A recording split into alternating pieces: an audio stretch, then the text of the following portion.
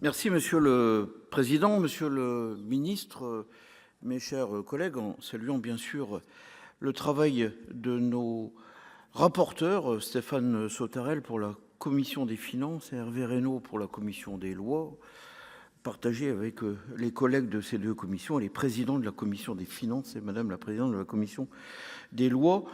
Et merci aussi bien sûr aux deux auteurs au niveau du travail de la commission d'enquête que vous avez et pour aboutir avec un grand nombre de recommandations à cette proposition de loi et partager avec l'ensemble des membres de cette commission d'enquête. 12 à 20 milliards d'euros, c'est le montant auquel est estimé le chiffre d'affaires des réseaux spécialisés dans le blanchiment d'argent chaque année en France. Pour comparaison, le montant alloué à la justice pour 2025 est de 12 milliards d'euros. Pour le logement, 23 milliards d'euros.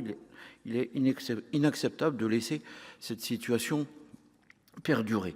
Le chiffre d'affaires généré par le blanchiment d'argent ne peut pas être équivalent à des postes budgétaires de l'État essentiels pour les Français comme la justice ou le logement et bien d'autres sujets importants de société.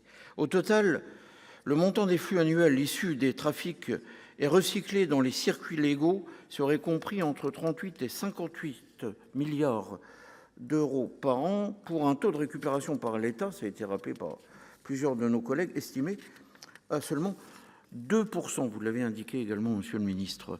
Il y a urgence à agir efficacement.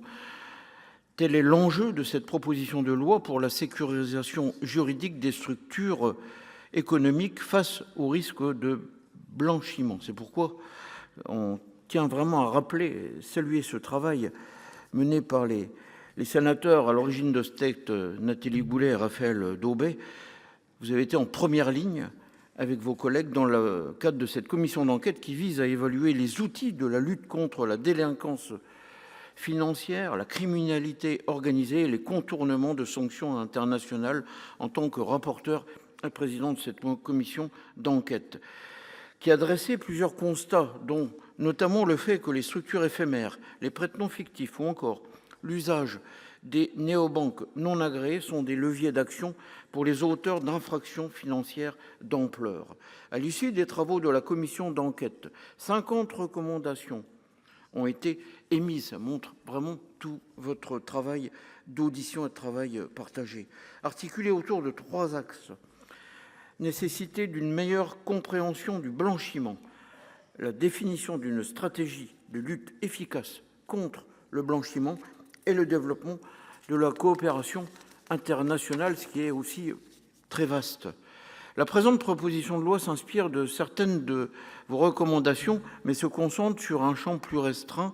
L'idée d'une réforme plus large avait été envisagée. Néanmoins, le calendrier législatif, et on a beaucoup de propositions de loi. La semaine dernière, il y avait un texte concernant la fraude bancaire. La semaine prochaine, projet de loi sur lutte contre les fraudes sociales et fiscales. Donc ça montre réellement, puis des textes antérieurs qui ont été rappelés également et engagés par d'autres collègues.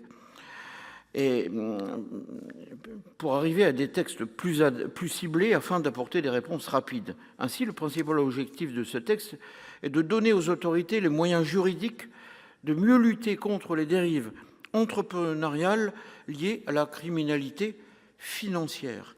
Durant son examen en commission, la présente proposition de loi a été enrichie par nos deux rapporteurs, Stéphane Sautarel et Hervé Reynaud, au nom des deux commissions.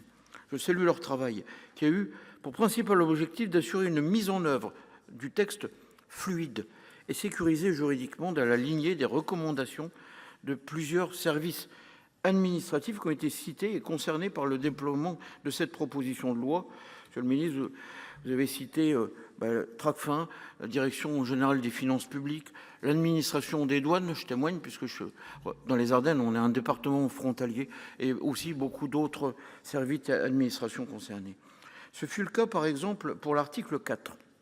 Dans sa version initiale, cet article étendait l'obligation déclarative aux sociétés commerciales en leur imposant de déclarer à l'administration fiscale l'ensemble des comptes bancaires qu'elles détiennent à l'étranger. Un amendement du rapporteur adopté en commission a prévu une entrée en vigueur différée pour permettre aux services en charge de préparer à la gestion de la masse de données qui serait ainsi collectée. En outre, le présent texte permet d'importantes avancées. Il renforce les moyens d'action des greffiers et des tribunaux de commerce afin de mieux prévenir les fraudes à l'identité et les manquements aux obligations de transparence des entreprises. Il met en place une expérimentation dans les juridictions commerciales de Paris, Lyon, Marseille pour permettre aux greffiers d'accéder aux données cadastrales relatives aux immeubles détenus par des personnes morales immatriculées dans leur ressort. Il prévoit aussi de nouvelles mesures de vigilance sur l'origine des fonds avant la reprise d'une entreprise, notamment en cas de cession amiable. Notre groupe Les Indépendants soutiendra ce texte qui comprend une série de dispositions qui permettront demain de mieux lutter contre les formes modernes de blanchiment d'argent. Toutefois, il est important de rappeler que ce blanchiment d'argent, la criminalité financière et l'ensemble des infractions qui en découlent ne s'arrêtent pas aux portes de notre frontière. D'où le travail de cette commission d'enquête qui l'a bien avec ses recommandations. Donc il nous paraît essentiel et prioritaire d'agir afin que l'État dispose de moyens suffisants à tous les niveaux pour prévenir et empêcher de telles manœuvres. Cela participe à notre pacte républicain. Je vous remercie. Merci, chers collègues.